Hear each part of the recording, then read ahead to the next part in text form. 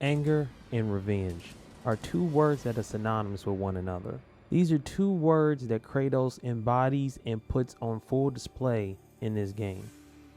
The question is, once you get what you want out of these two words, will you be happy? Will you be satisfied? Will Kratos be satisfied? The game starts off with Kratos on top of a mountain, talking to himself about how the gods have abandoned him.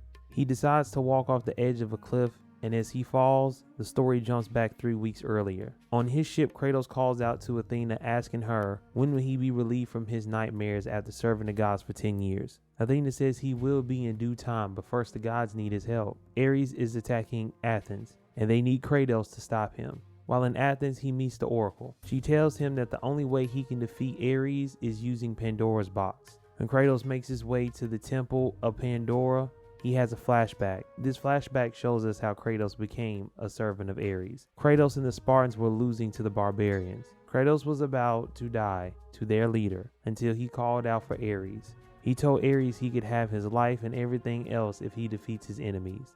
Ares agreed, and with this agreement, he took out all the barbarians. This is when Kratos gets his Blades of Chaos. Sometime after that, during a raid to burn down the town that praises Athena instead of Ares, Kratos walked into a temple and started killing everyone. The thing is, his wife and daughter was in there, and he didn't know. This was the day that Kratos wanted to kill Ares because he knew this was Ares' plan. This is also when Kratos gets his white skin, and it comes from the ashes of his loved ones. Jumping back somewhat to the present day, Kratos finally reaches Pandora's box.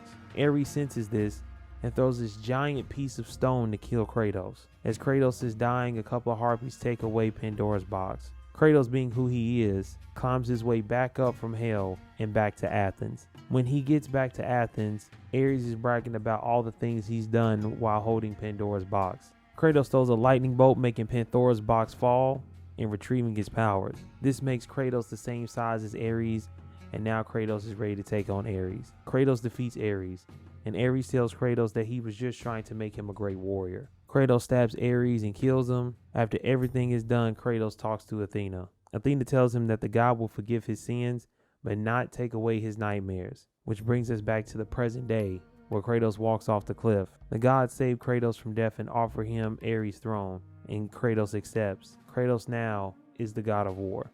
So this story is really fucking good. It's the perfect origin story in my opinion. It does a really good job of showing you why Kratos hates the gods so much. I love the fact that Kratos was not a good guy who got tricked or anything. Kratos was a bad guy who did bad things, not thinking about the consequences. He was drunk with power, and that power cost him the one thing he loved the most, and that was his family. It's a really great lesson that all actions have consequences. Also, to be careful what you wish for, because temporary satisfaction can have long-lasting effects. For a game that came out in 2005, this still looks great. Now, I am playing the HD version that came out on PS3. That being said, the overall aesthetics of this game still holds up and looks really good. The character models do look kind of blocky, but this is a PS2 game we're talking about. The background and environments, though, are still top notch. The background and environments really show the living hell that Kratos is in. The world that he's living in is not all gold and holy as it's perceived to be, unless you're a god, which Kratos is not, so he has to deal with the harsh realities of the world he lives in. This world has a lot of monsters, so let's talk about some of them. Starting off with the undead legionnaire warriors, and these things come in droves and they love to gang up on you. These legionnaires come in different types. The main ones are the archers, swords, and shields. You know what they do based on the weapons that they carry. Another enemy are the gorgons, basically Medusas, and these things fucking suck. They track you with their beams that turn you into stone.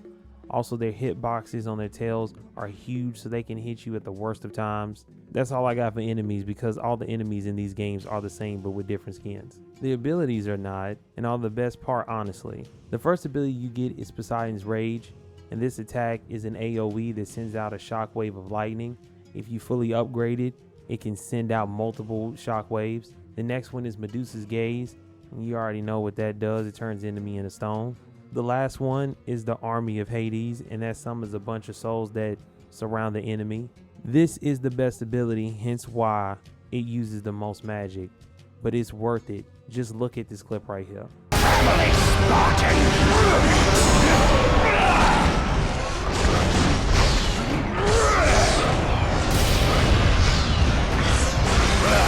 Is that the best you get other weapons.